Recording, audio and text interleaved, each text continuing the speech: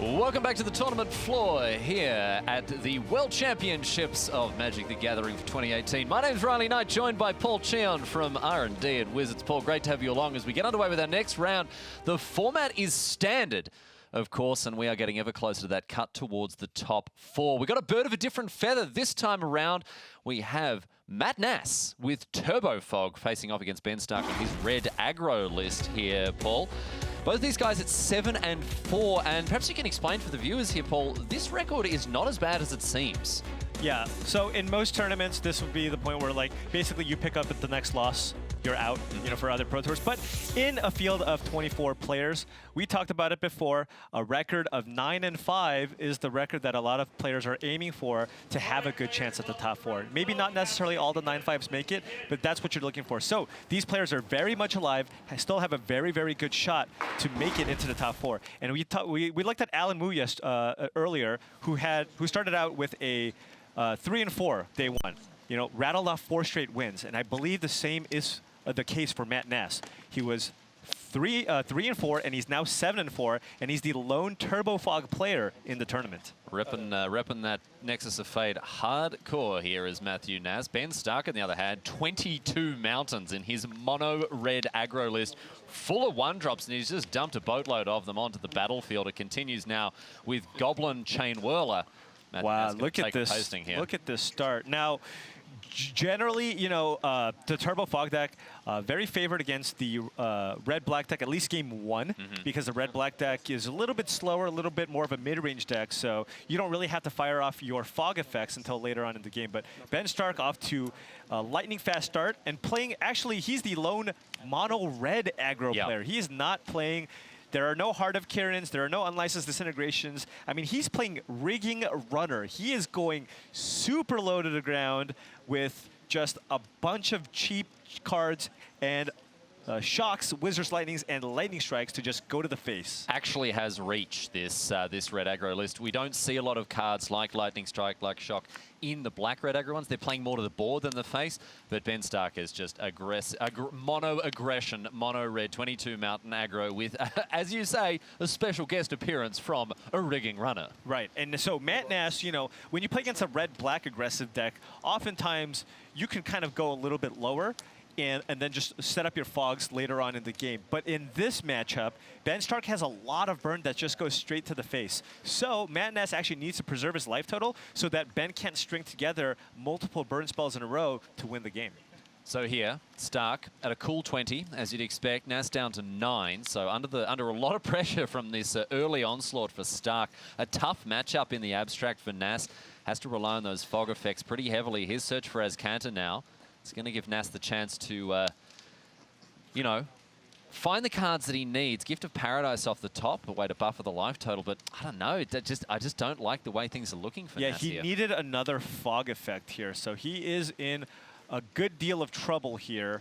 Now, he's going to go up to 12 life off this Gift of Paradise, and Ben Stark currently is representing 2, 3, 4, 5, 6, 7, 8 damage, but any burn spell will be lethal. And he may get the chance to draw another one with this Bomat Courier as we see it get busy, come across for 1. So Nass, no response to this onslaught here. This is 9 damage, and this will, I believe, put Matt Nass down to 3 life. So first strike damage, then regular strike damage. And let's see what Nass has to say about it. Looks like Stark's going to ship. Nass needs something special off the top here, Paul. Well, he does have, I believe, a Nexus of Fate in hand. So he will be able to, I guess, look at an extra card. Just like a little explore, yeah. 7-mana explore. Let's see what he can do here. It's going to be that Nexus number 1. There we go. So now he has to fire this off. But, you know, he does have that Teferi in hand. But he really does need to find a fog effect here. And on top of that, hope that Ben doesn't draw a 3 damage burn effect. Now, Ben Stark has 4 copies of Lightning Strike and 3 copies of Wizard's Lightning. But this isn't the typical Flame of Keld red deck that a lot of people have been playing that plays something like 20 lands and really, you know, just like all burn spells. Ben is actually playing kind of the classic Hazoret red deck with 4 copies of Hazoret the Fervent and 0 copies of the Flame of Keld. So, search for Azcanta successful. We flip and find the Sunken Ruin Azcanta now. And Matt Nass, the end of this turn, he unfortunately has to give Ben Stark another turn. I know that's not what he wanted to do, but that's the way that the cookie's going to crumble this time around. Glimmer of Genius in hand for Nass, in addition to Teferi, the hero of Dominaria. He can start to dig for a fog here, Paul, but it's a tricky uphill battle from this point onwards. Oh, so now, okay, he's going to fire off Teferi, look to find either Nexus of Fate, right? Because if he finds Nexus of Fate, end of turn, the Teferi will trigger and allow him to untap 2 lands. And if he finds a Nexus of Fate, he can actually cast it because it is an instant. Now, he still has chances of drawing another fog effect here. He did get to untap lands. He can now play Glimmer of Genius to help him look at up to 4 cards to find a fog effect for the following turn. This is still on the end step of Matt Nass here. Oh, God, All right, I've never seen someone bottom cards a fog faster. here, or he is just dead. Is that a fog? I think that was a Haze of Pollen. I think he's found a Haze of Pollen here, so that's a big draw here for Matthew Nass. We go back to Ben Stark. An overwhelming performance from him so far. Yeah, because it's on camera. Okay. Yeah, but keep in mind, Ben Stark still has draws to 3 damage burn spells. Even if Matt Nass has a fog here, there's 2 cards underneath Bomat Courier. Ben Stark can sacrifice that Bomat Courier to find either one of his 3 Wizard's Lightning or 4 Lightning Strikes that he has in his deck. Root Snare the play here for Nass, but Stark has nothing. You'd think he'd fire it off straight away rather than let Nass start drawing really extra close. cards. Matt Nass is very, very close to being able to take over this game. And he drew a Nexus of Fate. Found another Nexus here, so this is where the worm starts to turn here for Matthew Nass. He's got an extra turn in the tank. And I mean, look, if Ben Stark had a way to end the game, he would take it. Absolutely. Like, he wouldn't be fiddly farting around, mucking around with Matthew Nass's extra turns or anything. He'd be like, lightning strike you, my friend. Right. So now Matt Nass has another turn left in the tank. He's going to be able to draw a card, and he's going to draw an additional card off Teferi as well. On top of that, he has a Search for Escanta on the battlefield, which he can activate at the end of turn once the Teferi triggers. He can untap the land with Gift of Paradise. And He's also drawn another Gift of Paradise here. Oh, and he also has that Search for Escanta. So now he has plays Search for Escanta, uses Escanta, and now he's just looking for additional fogs and Nexus of Fate effects. So he found another Nexus of Fate. Yeah. So now, at this point, it's getting really, really close for Matt Nass to just finish it off. And Stark in hand for him, a Mountain and an Earthshaker Kenra. Ordinarily a great source of damage, but the Earth will not be shaking this time around, you would think. Stark needed to find a direct damage burn spell, hasn't found it, and so Matthew Nass starts edging closer and closer towards victory. Active Teferi, extra turns in the tank here, at least 1, and a Gift of Paradise as well to put him out of range from 1 burn spell. Right, and if you notice here, Matt Nass now has the ability to look at a ton of cards here. He's got Search for Escanta to help him look for more Nexus of Fates. He's got the flipped Search for Escanta. On top of that, he has a Teferi as well. So he can untap his search and draw about 500,000 cards a turn. Another Gift of Paradise. Here we go. So Ben needs a 3 damage burn spell underneath this Bomat Courier while Matt Nass is trying to gain life off Gift of Paradise. So we need Wizard's Lightning or Lightning Strike. And one of those 2 cards. Rebuy. Ben Stark, big flips. What's he got? No, the big whiffsky there for Stark, the Hall of Famer, not finding what he needs, but hey, he's going to play it out. The final whistle blows. I love that. I love the theater there from Stark. But it looks like his personal winter may be coming here because Nass is firing on all cylinders. So now things got a lot rougher. Now that Matt Nass is at 6 life, he doesn't even necessarily need a Nexus of Fate anymore. He does have a Haze of Pollen in hand, and it's not like Ben Stark is drawing multiple cards a turn. Given that Matt Nass is at 6, Ben now needs to draw 2 burn spells. Yeah. While Matt Nass is looking at, I don't know, 8 or 9 cards every single turn. Yeah, maybe even more with there's a look now, the double charter course off the top. I think Nass even maybe found another copy of Gift of Paradise here. And more Root Snares, more Hazes of Pollen. It's all coming up Nass here. The famed David Bird impersonator is really doing a great job showing us exactly what this deck is capable of. I think Ben is going to be very close to just conceding here at this point. We have... Yeah. Yeah, and Matt Nass is showing, look, I got all these. I have everything. I got all these. I got all these. I had all these. I still got them. Let's go to game number 2, and that is going to be that for Matthew Nass. Ben Stark in taking the loss in good humor. Hey, you win some, you lose some. That's the way it goes there for the American Hall of Famer. But of course, still 2 games an opportunity for him to win 2 games on the trot here, get himself back in this match here, Paul. Yeah, Ben had a chance there. You know, he did have 2 looks at the burn spells. Unfortunately, he just drew all creatures and none of the actual burn spells. And once Matt got going with the Teferi and the Fogs, he just took over. And I mean, it was really important. There was that one window where Matt Nass really needed to find that second Nexus of Fate to kind of start going off, but he did. And ultimately, that's what it took for him to win that first game. Players having a look at deck lists. We're going to give them the chance to sideboard and get ready for the second game. In the meantime, my friends, we're going to take a quick break. We'll be back live from Las Vegas in just a few minutes. Don't go anywhere. We'll see you soon.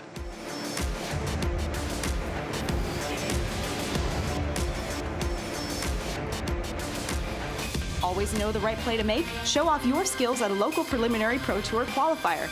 With over 2,000 game stores worldwide running PPTQs, find an event near you at magic.wizards.com/PPTQ.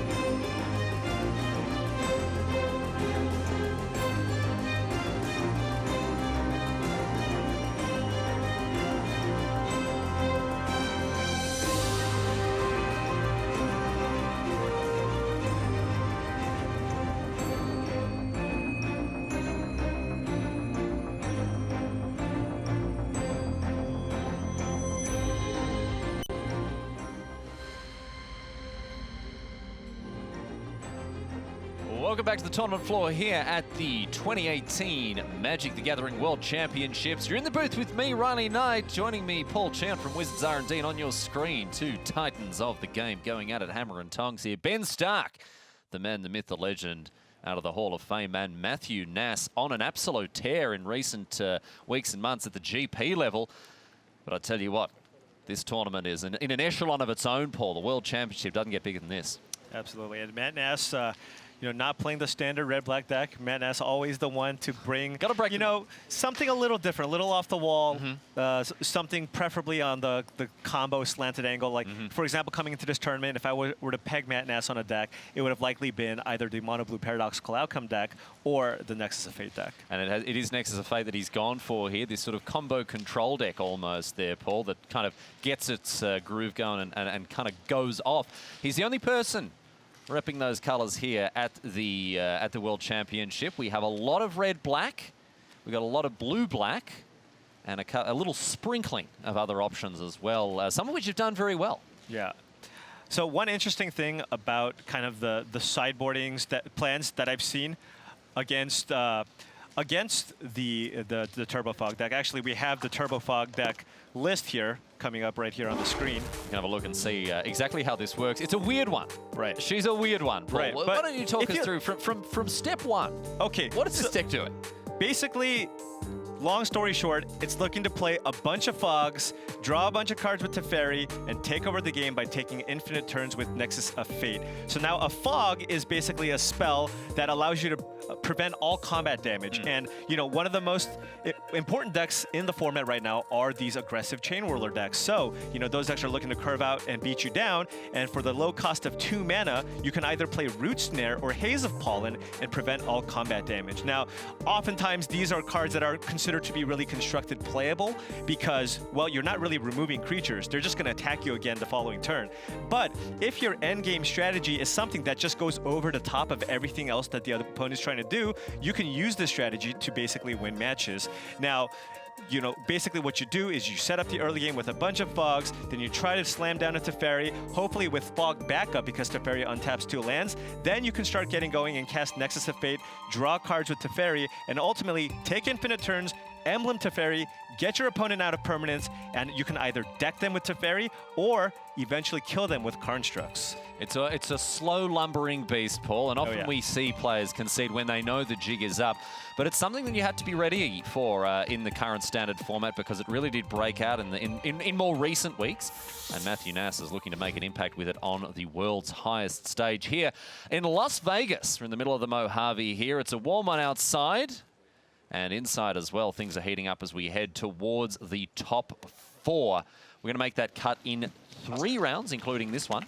And then, of course, tomorrow, it's not only the top 4, but also the Team Series final. Yeah, when this deck initially broke out at the last Pro Tour, it was... You should have just seen the sheer amount of people that either wanted to play this deck or wanted to not lose to this deck. You saw insult to injury all over the place as a way to deal with these Fogs. Since then, you know, this is the type of deck, if you want to beat it, you can.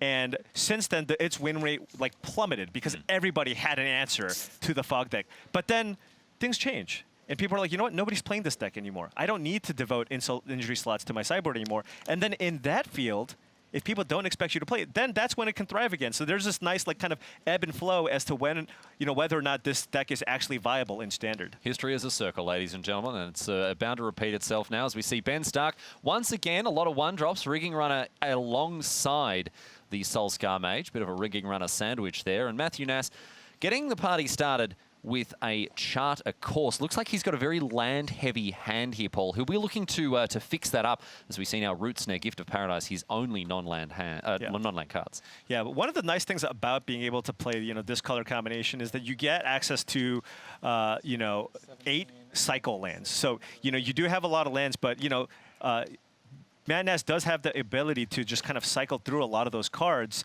to try to kind of get his combo pieces to get going. Here's a huge card in Banefire from Ben Stark. Well, you know, he's gone to the shop and picked up a small size off the shelf, only doing it for 2. But this runs all the way into the XXL. Right. So Banefire is a nice card because Matt Nass likely boarded in cards like Negate to answer some of the burn spells that Ben Stark could have. And Banefire, if you can get it to 5 or more, you can actually fight and beat those negates. It also gives your deck a bit more reach because Ben Stark had way too many creatures in that first game and not enough burn spells. This hand is looking much better here, Paul. Look at this double lightning strike. Another Banefire. Get you dead, he says. Ben Stark with a Banefire for 0. No, it was a shock. He's got 2 Soulscar Mages on the battlefield, and he just fired it off to be able to get in as much damage as possible. Lightning Strike getting in for 3 as well, but yeah, just looking for that prowess trigger from the Banefire. I've never seen a Banefire for 0. Ben Stark, however, he's got a lethal burn spell in hand. He's in great shape here. An early win for him by the look of things, unless Nass has something to say about, Gift of Paradise here. But Matt Nass has that perfect combination. He needed to have both Gift of Paradise and a Fog to survive, and he has both. So, Stark now. If he can continue to rip these, you know, these impactful cards off the top, he's going to be in great shape here. Does he not? Oh, maybe he doesn't have a Fog. Lightning Strike in hand. Oh, this is going to be the game. We are going to see a Root Snare from Matthew Nass. No, we're not. Okay, Lightning Strike at the Domski, and Nass goes down very cleanly indeed. Much better stuff from Stark. We saw the perfect combination there, Paul, of early aggression, those cheap creatures, backed up by huge cards like, well, Banefire for 0. But still, the point stands. Early creatures, burn spells to the face. That's how you get them. That's how you get the game done. Yeah, and if you looked at the way Ben Stark played that game, he did something that oftentimes a lot of other players might not do, right? He cast a Banefire for 0 just to try to sneak in as much damage as possible. He even tapped out and played a Banefire for 2 to get in some damage. A lot of people would often wait to use that as a last spell to be able to get the most value out of your X, but Ben realizing how this matchup plays out and understanding that he needs to get Matt Nass dead as quickly as possible before he sets up his combo. Let's jump over now while these guys are sideboarding. You can keep an eye on them in the top right-hand corner of your screen, my friends. But Gregor Kowalski and Shahar Shenha getting it done on one of our back tables here. Kowalski on red-black aggro, as you can see. And Shenha, he's shaking things up a little bit with Godpharaoh's gift combo. Not the only player to have brought this particular bottle of wine to the party, as Owen Turtenwald was also playing GPG. But Shenha's, well, he's under a lot of pressure on 1 life. Yeah, so this deck, I believe Shahar, Owen, and I'm not, may possibly Reed Duke, given that they all tested together, played this, but this deck has not been performing. It has been doing very, very poorly. This is a deck that was considered and played because it was supposed to have a good red-black matchup, but I don't think that's been the case, at least in this tournament. Doesn't look like it here, as Kowalski is poised to strike the final blow, maybe inflicted on Shahar Shenha here and now. In his hand, I think it's Land Godpharaoh's gift, and Kowalski is going to be the Grinch that stole Christmas here. There are no gifts whatsoever this time around, as Shahar faces off a huge attack and goes down swinging. Kowalski, a 2-0 straight sets victory for the poll. This is one of the names we're having to keep an eye on as we head towards the top 4. Absolutely. That did just give Gregor the 9th win. So he's now currently sitting at 9-3. So he's got to be thrilled because that is a very, very good number. Given how he started in the tournament, his tiebreakers are going to be great. And he has a very, very solid chance of making it into the top 4. As does Shahar Shenha. He used to have an almost limitless supply of little kid luck as, one of the best players to emerge from the pro scene in the last decade or so. Back-to-back world champion, of course. He was a little bit quieter over the last couple of years, but I'll tell you, he's back with a vengeance, ready to get it done.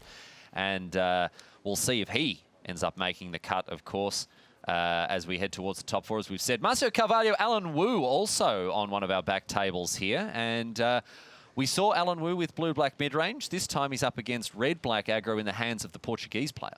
Wow, this is a pretty simple board to parse. Yeah. The moment we just jump in, right? I mean, there's only like 40 permanents on the battlefield. Well, that's why I just sort of thought, we could. Oh, right, yeah. So I got this. There's a lot of stuff going on here. I think Marcio's going to try to go ahead and kill off that Liliana Death's Majesty with the Siege Gang on the battlefield, but looks like his hand is also loaded. He's got that Chandra Torch of Defiance on the battlefield, but can't really protect it too well with this current board.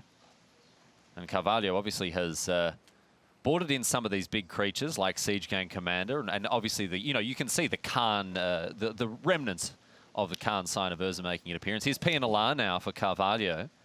We saw Wu masterfully navigate this matchup in a previous round. Ooh, and Doomfall. That's a big hit with a Doomfall. It gets that Scarab God out of Alan Wu's hand, and keep in mind, Doomfall exiles, so it does not put it in Alan Wu's graveyard, meaning that he cannot return it with Liliana Death's Majesty that's on the battlefield. As Count of the Sunken Ruin makes an appearance now as the search is successful and flips over 7 cards in the bin here for the American. And Liliana Death's Majesty ticking upstairs. Looks like we're going to have another 2/2 zombie created here. And you see that nice little sideboard tech card in Alan Wu's graveyard in Infernal Reckoning as a way to cleanly deal with Scrap Heap Scrounger. 1 mana, exile, colorless creature. Now that was a card that was more intended towards being played in Modern. Oh, was it really? With Eldrazi. Oh, was it really? Oh, did you figure that out? You got that is a revelation to me. But actually finding its way into standard decks as well. Yes, with the preponderance of things like Heart of Kiran and Scrap Heap Scrounger, Infernal Reckoning made a surprising appearance in standard. I mean, I was very happy to see the card printed. Anything that goes up against colorless cards in Modern, I will be very happy to run and play. But getting it done in standard as well. But this time, for Alan Wu hitting the bin. Is he attacking with a Bomat Courier? Oh, mate, you got to send a message. Yeah. You got to send a message. It's a 4/4 Bomat Courier as well. This postman's been hitting. Right. He's been hitting the gym. This postman. He's been pumping that iron. And it's back to Carvalho now, who is in the unenviable position of not being able to get aggressive while playing a deck that really wants to be constantly on the front foot. Yeah, he really, at this point, he's gotten rid of that Scarab God. He just really wants to get that Liliana off the battlefield. So will he utilize that Siege Gang Commander to fling those Goblin tokens and get Liliana off the battlefield. Thopter gets in now. Death Majesty has a loyalty knocked off her here. And we'll see how things proceed. Looks like Carvalho's got a lot of interaction, but it looks like our front table's ready to go. As this one seems to be a long, drawn-out one, we may be able to check back on how things are going between Carvalho and Wu later in the round. For now, let's get stuck into game number 3, the decider here, Paul, between Ben Stark and Matt Nass. Stark, the limited superstar on your mind. That's not to say that his superstardom has limits. He tends to be known for his expertise in the limited formats. And a stand-up guy, too, out of the Hall of Fame. Matt Nass, again, GP champion, multiple GP champion. If it's a modern GP and he can play Clan Ironworks, he's in good shape. Yeah, for sure. Although recently we saw him on the new green affinity-based deck. Oh, right. The Hardened Scales deck. Yeah, in Detroit. So he obviously, he'll branch out. As long as he can play his Ancient Stirrings, he's a happy chappy. Here's Matthew Nass now with Search for Azcanta out of his Turbo Fog list. Ben Stark, a slower start for him. Only 2 creatures on turn 2 rather than 3. Right, but he does get to get in for a good chunk of damage. That Kari Zev is effectively a 2-mana, 3-power creature in this matchup. There is no creature that will get in the way of that Kari Zev. So now, an attack for 4 here from Stark, and looks like he'll have more creatures to deploy, or maybe something like a Goblin Chain Whirler. No, okay, going to run across that lava, and that's it here. So back to Nass now, with an Anticipate. Yeah, and Matt Nass just looking to fill up his graveyard as quickly as possible, has that search going, and he found a pretty important card in Gift of Paradise. It's really important to just try and ramp out as quickly as you can. I think this will have him be tapped out this turn, as it looks like the lands in his hand are both lands that come into play tapped. That's rough stuff here for Nass, because of course if he was able to, maybe keep that Gift of Paradise land untapped, he might be able to curve it into something like a Root Snare, which he has in hand. At the same time, he can afford to just kind of take this attack. This still puts him at a pretty safe life total. He's going to go ahead and take 5 damage this turn, go to 13. So, well, a big play here for Nass. This is really big. So now, yeah, this is a ramped out Teferi.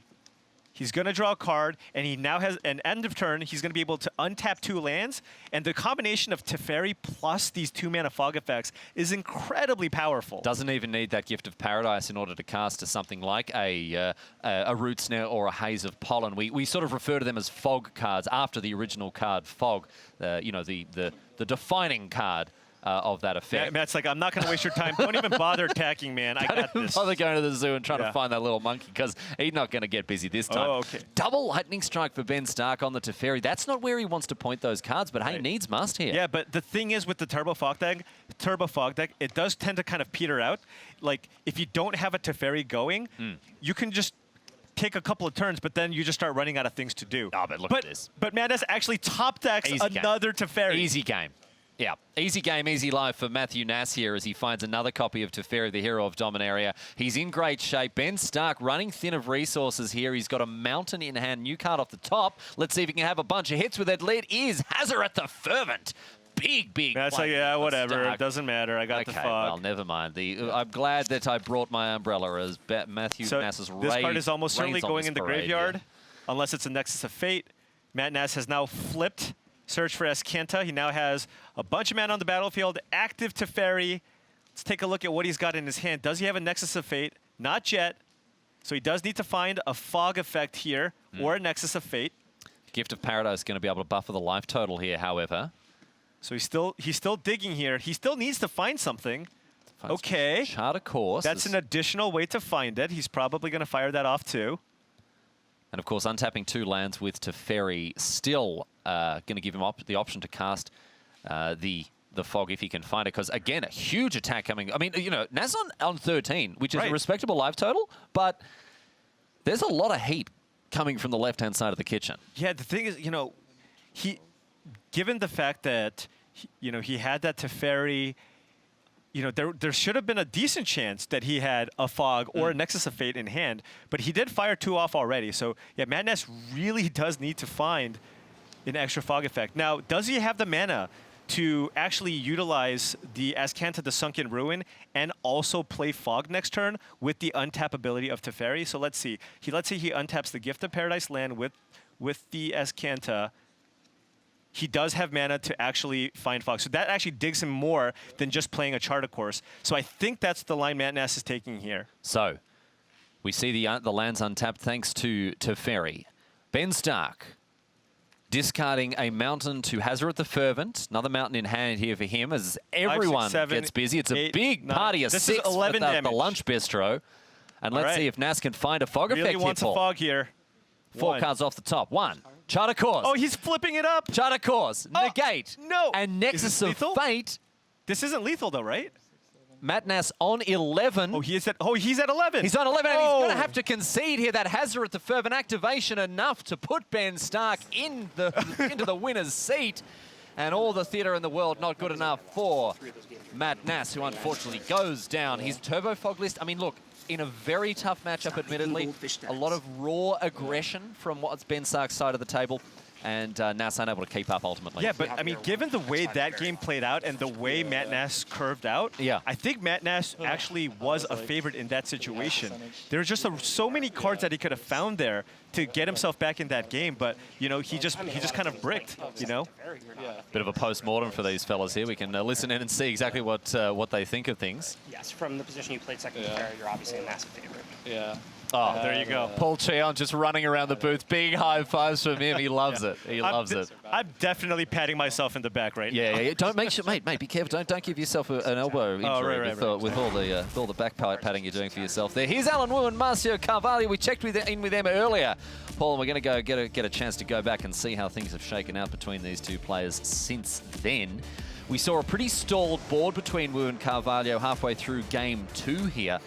Let's see how things are going now as we get set up for this game between these two players. Looks like things were equalised. We're going to game number 3 now. And again, red-black aggro, blue-black mid-range. This is a matchup that I expect to see a fair bit of across the standard portion of this tournament.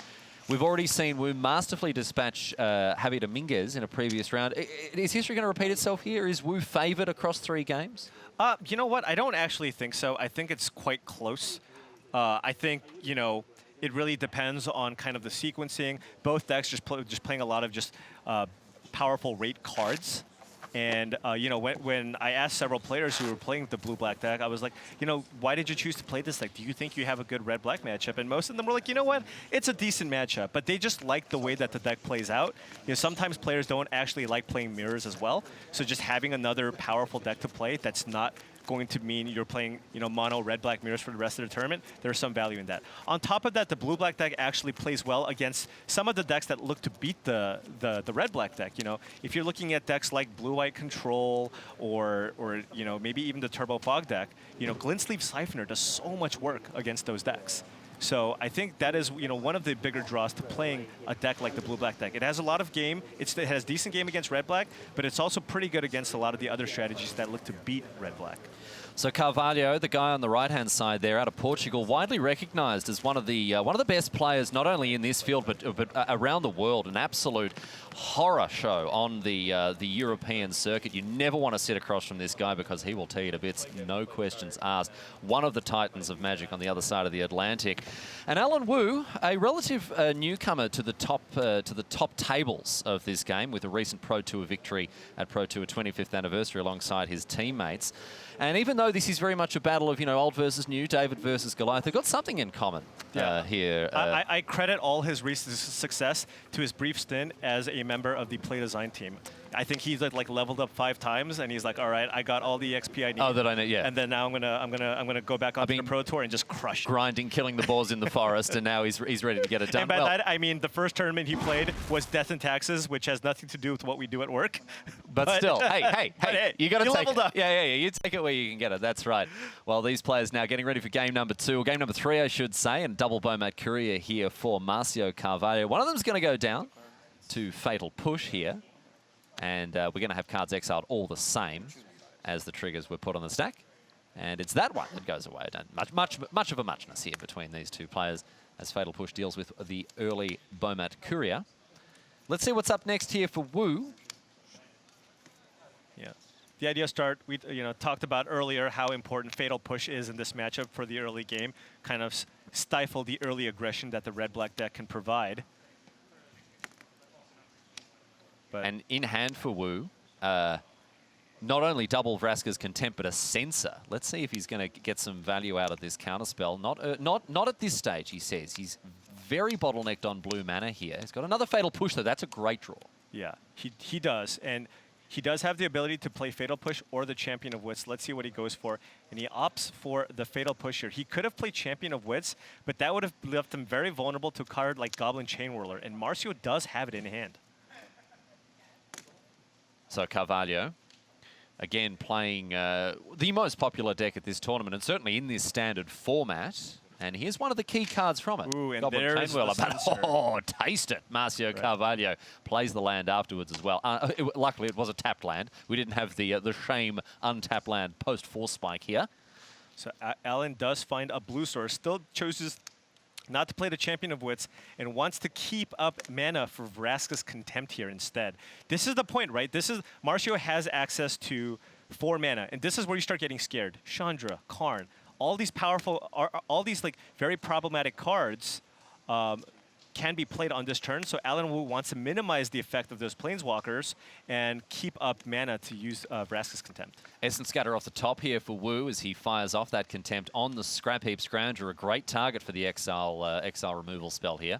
Back to Carvalho, no land here for Wu. And one thing I really liked on that previous turn is Marcio Carvalho is very aware that Alan Wu was representing Vraska's Contempt there. He had the ability to play Chandra Torch of Defiance, but instead opted to play Goblin Chain Whirler instead to kind of bait either some kind of counter effect or that Vraska's Contempt. This is going to backfire on Carvalho a little bit because here is Wu, the American, with the second copy of Vraska's Contempt. So Carvalho's Chandra, little more than just a 4-mana shock, which immediately gets negated, of course, by the 2 life from the Vraska's Contempt. With the dust settled now, Champion of Wits hits the battlefield, but still no 5th land, Paul. Wow. However, Alan Wu does find some removal effects. That's a cast down and a Fatal Push. Now, I think he might actually... Ooh, it's actually interesting to see what he's going to choose to keep here in terms of removal effects. I think keeping Fatal Push is actually pretty interesting here because if Marcio Carvalho uses another Chain Whirler or a removal spell to get the Champion of Wits off the battlefield, he can then use the Revolt trigger on the Fatal Push to get that Chain Whirler off the battlefield. Alternatively, he can actually just chump block the Chain Whirler with the Champion of Wits, have it go to the bin, then again, use that Revolt trigger from the Fatal Push to get the Chain Whirler off the board. So decisions now for Wu. Looks like he is going to take that line that you just laid out for us, Paul. Carvalho with a Doomfall in hand. Going to have a look at what's going on with Wu, but not before the Fatal Push removes the 3/3 from the equation. Another big hit for Carvalho. The Scarab God probably going to hit the Exile Zone here. Got to take it. Got to take the Snap Scarab it God. off. Oh, yeah. And look, Alan's just out of gas. He just has a removal spell in hand, so this is anybody's game. Now, Carvalho with another Doomfall, so he can continue to strip apart Wu's hand here, should he so choose. Didn't see the card that he's just drawn. I think it's an Abrade. It looks like a promo card, so I think it was an Abrade. I think it's a promo Abrade, yep. And off the top now, Wu finds Supreme Will, I think, or maybe Commit to Memory, actually. Oh, that is actually a huge draw from Alan because Marcio just drew Karn, Scion of Urza. Uh-oh. And Marcio just knows about get cast down, so it's probably, you know, you should feel relatively safe here to just fire off the Karn here, given that he's already cast a Doomfall. It's not a Supreme Will, but it is a counterspell in the form of Spell Pierce. This is going to be big here. Wu uses Commit to Memory on the copy of Doomfall. Wow, did Marcio just have the read there and just fire off another Doomfall? Just the sole read there. He's like, you know what? You didn't play anything. You're very likely to have some kind of way to deal with my card. Now I'm going to fire it off. But Spell Pierce still gets in the way. Getcha with the Spell Pierce. And I think Carvalho... Does he have I think he's got an untapped land in hand. Oh, no. And does he? He doesn't play. He doesn't play the Shade land. He doesn't want to face it. You can't. Not even at the World Championship. You can never play it. Even at the World Championship. You cannot play. You cannot play. Oh, no. You cannot play the second untapped land after getting Spell Pierced. You can't do it. You can't do it. You can play it now, though. You can play it now. You can play. Oh, you can play it. Oh, I'd be like, wow, if I had last turn, I wouldn't. The Spell Pierce would have done nothing. So Carvalho. So unlucky that he had it this time. Oh, so unfortunate there for Carvalho. Yeah. But at the end of the day now, that Doomfall eating up the cast down. So both players really just knocking the top of their decks and hoping for something special. Goodness. And this one is going to be a game changer here. Arguel's Bloodfast, we saw it have such an impact previously. He's immediately going to draw a card with it as well. Yeah, because finds he a could have land. drawn a land and played for the turn. Which you want to do, Paul. Yeah. So I've heard. Get the lands in play. Get More those mana for lands in Scarab God. play. Oh. And now we're going to see the eternalizing of a champion of wits. Draw 4, discard 2. Wu is starting to shift into top gear here. The Portuguese player may be reading the writing on the wall. He might need his glasses. It's not written very large just yet. But Alan Wu, he's digging through his pencil box for his big Sharpies, those nice big thick ones. He's going to write all over the wall here for Carvalho to read. That's a very rare misstep for Marcio, given that he had the land. But the thing is, Spell Pierce is not super commonly played, so he just really couldn't expect it, especially after casting Doomfall the turn before. Single Abrade in the hand of Carvalho does a stone cold nothing against that eternalized champion of wits, and against the second one equally as useless here. So the Portuguese player in a world of hurt as Alan Wu continues this rampage. I don't think he's lost a game all day. Yeah, A match, No, sorry. he has not lost a match. A match, all day. excuse He me. was 3-4 going into day 2, and he is now running it up day 2. He's massively favored here, so he's going to put himself in a position where he's going to be 5-0 on the day. You can't stop him. Can't. You can't stop the Wu train. It's an express service, my friends, and right now he's thundering along the tracks and putting Carvalho in a very difficult spot. And let's get busy. Let's go get some lunch, Paul. This is a... Yeah, that Spell Pierce was huge. And that's going to be enough for Carvalho to say, yeah, my friend, look, you got me. You got me 6 ways from Sunday. Wu has to be happy with that result. And Carvalho Telling him about the Spell Pierce. really believe it. Oh, well, look. I tell you what, he took it on his chin, my friends, and that is the way that it goes sometimes there. Carvalho loses this match, but will live to fight another day. And I tell you what, Wu, we'll have to keep a close eye on him as we draw closer towards the top 4. We're going to jump over to another table now. Brad Nelson and Gregory Orange, these two players at 4 and 7. So not really in the conversation for top 4, Paul, but still a lot on the line. But hey, no red-black being played in this one here. We've got a bit of a grind here. Oh, yeah. We know. Guess what Greg Orange is playing? I would guess, based on previous data that's accumulated over the years from seeing this gentleman on the top-level Magic, he's playing some kind of white-blue control deck. That's exactly what he's on, and Brad Nelson on the mono-blue Paradoxical Storm deck. Which I would also Outcome have guessed. deck. Right. Given his love for these kinds of decks. Sure, but Brad Nelson has, I feel like, a much wider range. No, I mean, that was certainly a tongue-in-cheek comment. This guy is known for playing, classically, those 51% decks. And for those of you who don't know what that means, typically grindy, mid-range lists that have a 50% matchup against the field. No obvious strengths, but no huge weaknesses either. Right. Now, this is a matchup where, I would say that game 1 likely favors Brad, as the control deck tends to play not a ton, a ton of. It doesn't have all the negates that it has access to after the sideboard, but I don't know. It depends. It really depends on the build. There have been builds of the blue deck where it does play some disruption in the main deck to answer counter magic, but this does look like it's game 3. And Brad does have Sai just going off here. And this is one of the things that has really opened up a whole new dimension to this list, Paul. I know that Sai, we've talked about this, the fact that Sai in R&D was one of those cards that got, as you say, knobbed up. You wanted this guy to actually have an impact across multiple formats, and he's certainly done that so far. Right. And, given that the card was in M19, there is that 3-month window where it's going to be, there's a lot of potential, right? Because, of course, it does want you to play a lot of artifacts, and Kaladesh was the set that has a lot of artifacts. So, we're really interested in seeing, how far we could push a card and have it actually make it into play and constructed during that window. It's done well so far. Seeing some play in older formats as well, I believe, but it's been great to see the Master Thopterus get busy. Especially in the hands of Brad Nelson, one of the most intimidating figures on the pro circuit, especially when it comes to Standard. He and his brother Corey Baumeister known for their mastery of the format, tuning and tweaking decks to perfection to go up against the expected field.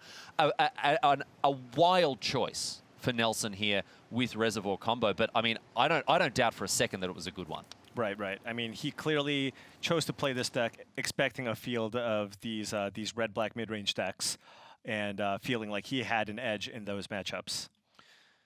Right now, however, with this Psymaster Thopterist, more or less the biggest threat in play outside of that Torrential Gearhulk for Orange, this game seems to be in an interesting spot here, Paul. I'm not exactly sure of what quite to make of it here, because Orange, I mean, look at his hand. He's all business all day, this bloke. Right. But Nelson is playing to the board in a way that makes it kind of difficult for Orange to interact with. Right. So, yeah, that's the thing. With Brad Nelson's board, he has the ability to start, chump blocking with Thopters, sacrificing them to draw cards. He's got a couple of reservoirs in play, so he's not really under a whole lot of pressure in terms of life total. But at the same time, look at Greg Orange's hand. It's totally stacked.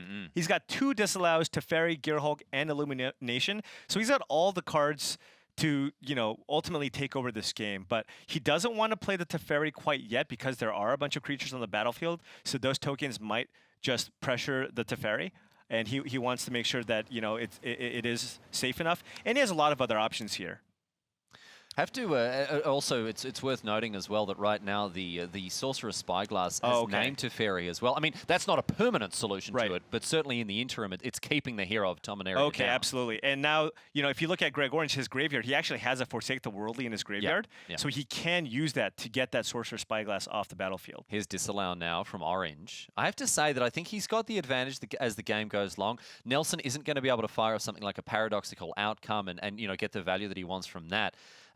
Due to the huge amounts of interaction that Orange is working with here. But he's inspiring Statuary now. A couple of triggers from both the Aetherflux Reservoir and the Psy there. But look at this. Orange is firing off this disallow like it's going out of style. Well, he just wants to get that off the board because if the Inspiring Statuary resolves, that gives Brad access to a huge mana advantage. He gets to make all of his artifacts effectively tap for mana to cast some of the big spells that he has in his deck. Cards like the Paradoxical Outcome, Commit to Memory, things of that nature. And Reverse Engineer, I mean, with Improvise itself, often another great engine here, with or without the Inspiring Statuary. Right. It's a very powerful option for Nelson. But Orange is the one holding all the cards, as it were, right now. We see Teferi, Torrential Gearhulk, and the Hieroglyphic Illumination in hand for him. Now, one of those cards, a bit of a blank ski at the moment, but Torrential Gearhulk could change that again with the Forsake the Worldly out the bin. Yeah, and Greg Orange at this point has to continue to apply pressure with that Torrential Gearhulk. Otherwise, Brad Nelson will just amass a gigantic army of Thopters. So I imagine this Gearhulk is going to just continue to crush away. I foresee Brad Nelson looking to chump block with a Thopter and sacrifice Thopter plus another artifact to draw cards off the side to continue making tokens and just look for more ways to draw cards. Look at that mild clairvoyance that you picked up over the years, Paul, really paying dividends here. As we see now, Orange cycling away a Hieroglyphic Illumination, finds another land off the top. And if you notice, he actually chose to cycle it instead of hard casting, which would have netted him a card, signaling that potentially he wants to fire off Torrential Gearhulk this turn and just see what he draws and give himself more options. So Nelson now. The problem is there's always the fear that Brad Nelson can just fire off a Paradoxical Outcome. So if Greg Orange looks to cast this Torrential Gearhulk to use Forsake the Worldly on that Sorcerer's Spyglass, then that leaves the window open for Brad Nelson to play a Paradoxical Outcome, bounce a ton of cards to his hand, and just have like 7 or 8 cards in hand. So let's have a look at this Torrential Gearhulk now. Going to exile the Sorcerer's Spyglass. That unlocks the hero of Dominaria. Obviously, Orange not in a position to deploy him just yet as we head back to Nelson now. A fresh draw for the standard superstar. What can he find? Island in hand. Second card off the top, Paul. I didn't get a good look at it. Okay, so it looks like Greg Orange did all of this in his main phase. Yeah. He went for the cycle and for the main phase. While Brad Nelson was actually more or less tapped out, he only had access to 2 mana, so he couldn't play the Paradoxical Outcome, and he just wanted to get that Spyglass offline so that he could start going to town with that Teferi in hand. But this is the window. This is the window. Greg Orange does not have a counterspell in hand. Does Brad Nelson? Does he have a counterspell in hand? No. Nelson has found the Paradoxical Outcome. Okay, right. So this is the window. Now that Greg Orange cast that Gearhulk to get that Spyglass off the battlefield, Brad Nelson has to feel like Greg Orange has Teferi in hand. Yeah. Right? So that eliminates one counterspell that he could potentially have. On top of that, you need to kind of figure out when the correct spot is to go with this Paradoxical Outcome. This seems like the turn. Look at this.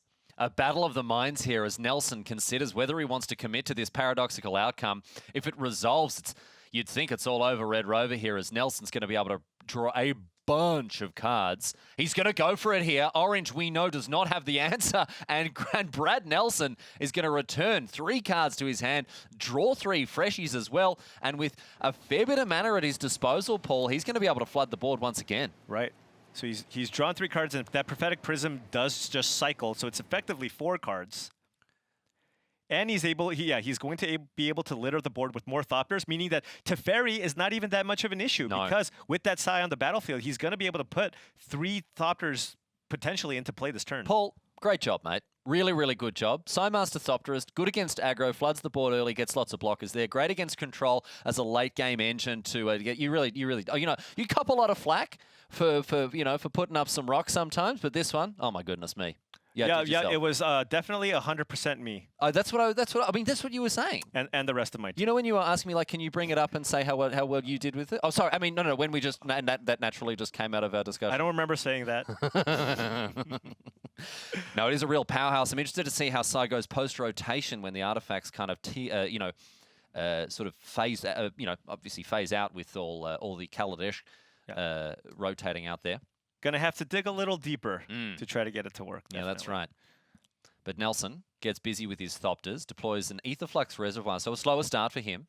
But Orange now with a Teferi that will be meaningfully contested by Nelson's board here and now.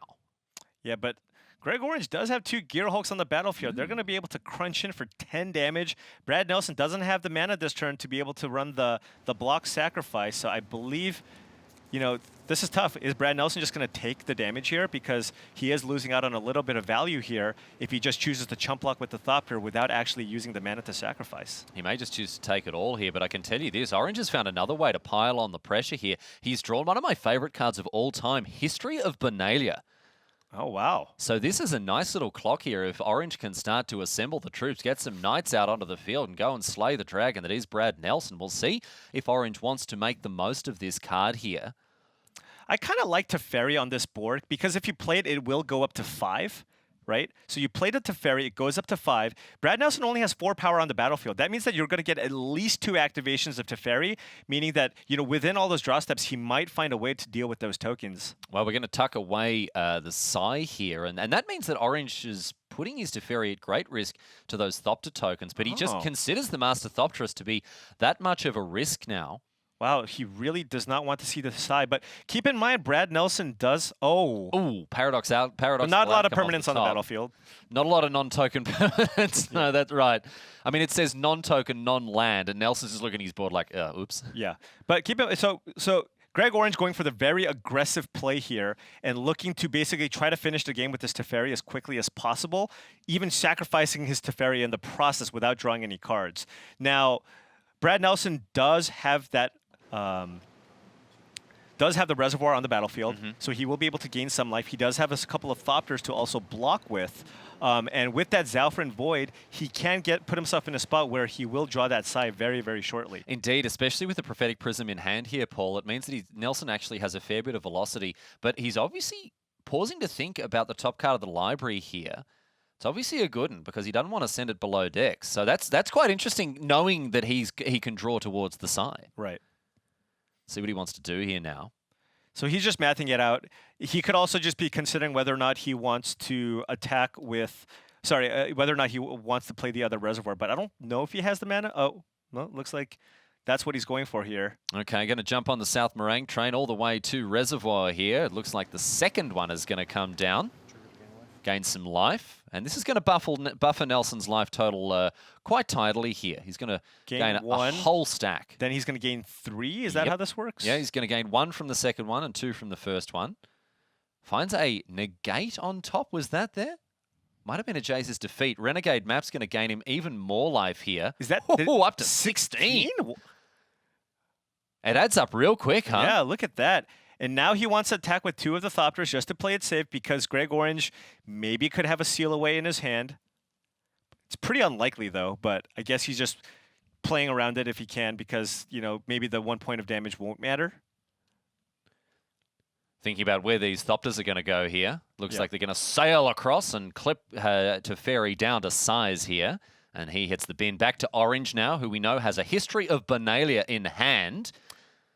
But he's out of resources. You know, he's got a couple of large Gearhulks on the battlefield, but Brad Nelson is going to draw that side pretty soon, and he has that outcome, and he has 2 reservoirs in play, getting a ton of life. This is rough stuff here for Orange as he cycles away an irrigated farmland, and the the crop was not a bountiful one. I think he found another land there. Meandering River, History of Benalia in hand for Gregory Orange, in addition to a Plains. So History of Benalia now.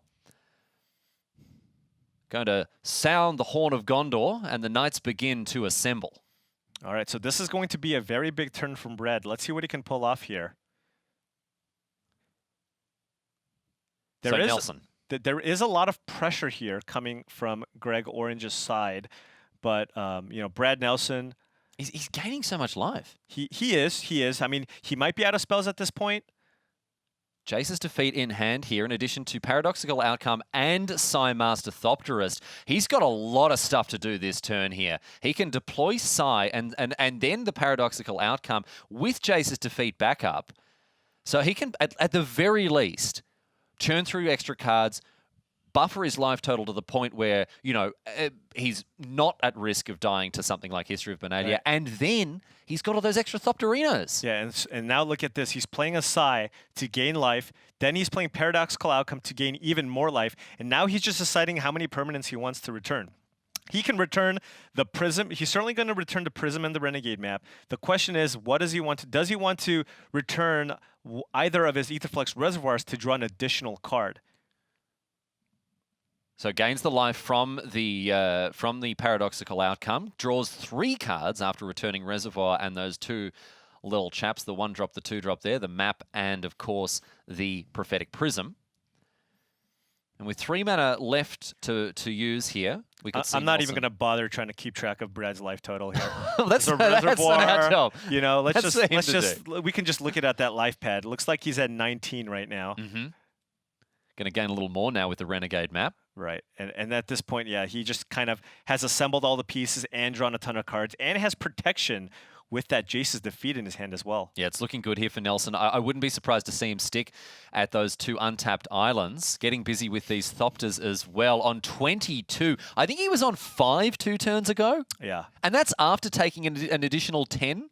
Right. Thanks to the torrential There should be a life gain counter on these reservoirs. I mean, outracing white-blue control isn't anything. I mean, he's not going home writing a letter, oh, Mum, guess what I did today? But he's been outracing 2 torrential Gearhulks, just pounding his face over the last huge. turns. It's a really big clock. Yeah. It's like a New York Grand Central Station-sized clock here, and Nelson is just not even bothered. Yeah. Yeah, Greg Orange, you know, the only thing he can do at this point is just attack. That's it. And this is, and awkwardly enough, this is not a situation that he's usually in. This is a paradoxical outcome for Greg Orange. This is kind of the reverse. So Nelson, sitting pretty here. He's got a nice full grip. As we say, Jace's defeat's a lovely insurance policy. He's gone down to the insurance office. He said, look, I have to face Gregory Orange. What are my options? It's like, oh, well, can I enter Jace's defeat? Provides a range of very competitive options against the blue-white deck. So I'll have one. That's the kind of insurance policy I want. Thank you very much. Yeah, and it's definitely getting to the point where Brad's just going to continue building up his board. Next turn, he's going to play the second Aetherflux Reservoir, followed by a Prophetic Prism, gain more life, draw more cards, and make more Thopters. The only thing I'm thinking about here for these players is there are only 5.5 minutes left in the round. Given the fact that Nelson is gaining 500,000 life every turn, it's going to be difficult for Orange to close the door on him. Can Nelson assemble a big enough air force to take down Orange in the time that he has left? Well, keep in mind that Brad Nelson at some point, fairly soon, is going to have 2 copies of Aetherflux Reservoir in play. And if he does, he's going to gain a bunch of life. And of course, Aetherflux Reservoir has the win condition: pay 50 life, deal 50 damage to target player. Now, that is a bit of a dubious effect when you play against blue-white control that has access to disallow. Oh, yeah. That is kind of a blowout. But Brad Nelson also has to feel safe. If he draws enough cards, has enough life, and can afford it, you know, and has some cards like Negate and Jace's defeat as backup, he can go for the win that way. I've never heard a greater understatement than pay 50 life getting disallowed as kind of a blowout.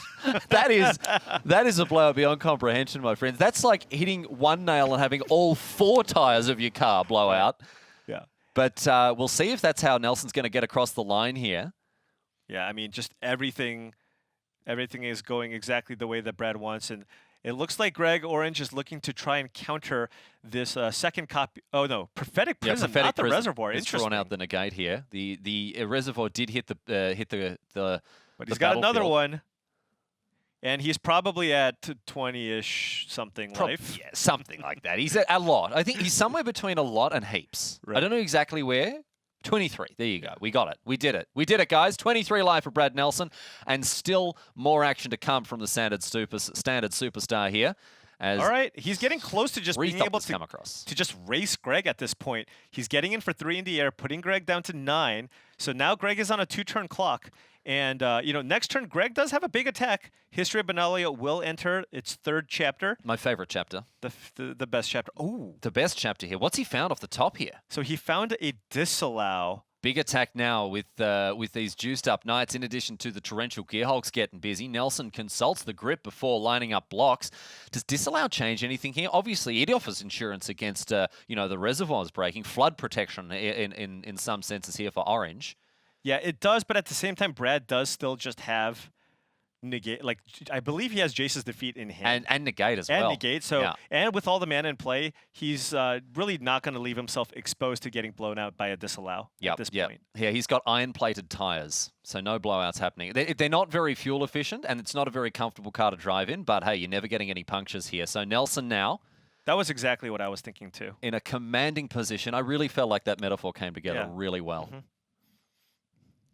He does have another copy of Paradoxical Outcome just to rub salt into this particular wound here, and he's going to cast it as well. How many times has he been bouncing these reservoirs? They've been built up and torn down and built up and torn down, and this is going to prompt a response from Orange. That disallow is going to meet a negate or a Jace's defeat here. And Nelson firmly in control now. And he's just trying to figure out which counters. Yeah. And now Greg probably knows that he has 2 counters, but it doesn't really matter. That's just the psychological warfare from Brad Nelson. He's getting up in the brain zone of Gregory Orange. He's just the brain zone. He's juicing this Orange, my friend. All right, so now he's going to bounce. It looks like all of the permanents because he's now, oh no, all but 1. He's at a very comfortable 23 life total, and he's going to just draw a ton of cards as well. Mm-hmm. It looks like, did he already draw his cards? I think so. Yes, yeah. No, he's got a nice full grip here, and still got he's got more counter. He's got more cases. He's got so many counter. Right. Can't be contained. Right. And Greg Orange doesn't really have a whole lot of life gain, so these Thopters are going to be lethal next turn. So Prophetic Prism's going to start this party here. Get a Thopter, gain and draw a card, gain a life as well. More triggers you can shake a stick at here for Nelson. Finds an island off the top. Not sure if he's played a land or not this turn. In any case, he's certainly got enough mana to continue to deploy things to the board. Here's a Puzzle Knot now.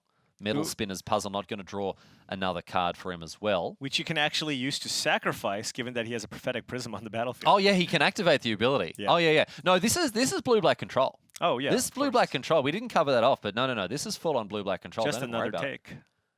Don't even worry about it, says Nelson. As he discards, no, poor Orange now. I don't know what he can do against these Thopters. He can't do anything here. He's going to pack him up, and that is the win in very convincing fashion as well to Bard Narson, the standard superstar there at 5 and 7. Still cash on the line, still pro points to be won for these players, even if we're not going to see them in the top 4. And a rare treat for us as well to get a look at some of the decks that are, flying under the radar, off the wall a little bit there, Paul. Yeah, absolutely. And, I mean, you just really got to see how impressive that blue deck could be, right?